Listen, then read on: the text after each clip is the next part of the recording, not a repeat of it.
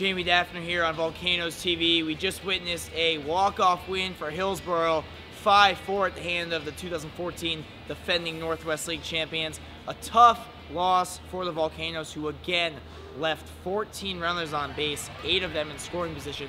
You felt like the offense could have produced a little more runs throughout the game. You were hoping it wouldn't come back to haunt them, and then the 9th inning, Eric Sim came on to pick up his 2nd save of the season. Couldn't quite do it, walked in the winning run in walk-off fashion here at Hillsboro. We caught up with manager Kyle Haynes and second baseman Richard Amion on their thoughts after the tough loss.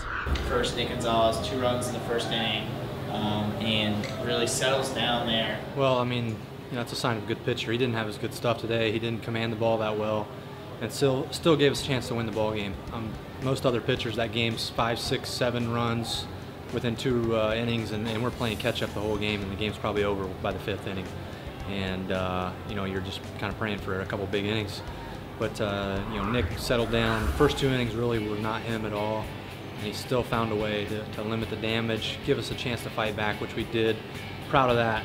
Let's take the lead, and then got some solid relief innings there out of Singer, and even Leverett threw the ball well. Just had a tough break there, breaking the guy's bat, and he gets the infield single, and then 1 hit, giving up a run. But then ultimately it just comes down to we've got to play better baseball. We cannot have bases loaded and not put the ball in play, and then expect those rallies not to hurt us in the long run, because it's not going to happen. We can't just sit around here and kill rallies over and over again with strikeouts, weak pop-ups, things of that nature. Not get something happen. Even if you put the ball in play, the bases loaded, nobody out, they're giving us a run. Just almost hit into a double play and get a run out of the mess. And not to mention a couple breaks don't go our way. It's definitely a tough loss to take, and it should be a tough loss. If it's not a tough loss for the guys, then they're not competitors, and they're not here for the right reasons. But ultimately, that game could have got out of hand quick. We found a way to scrap and take the lead. Been nice to take that game. That's what championship teams end up winning, those games right there.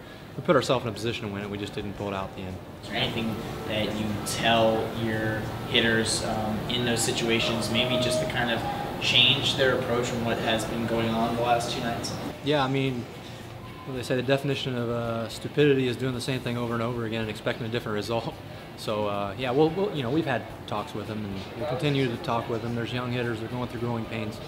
It's obvious to watch sometimes, but right now we just got to figure out the right words and things, and maybe some of these are good teaching moments.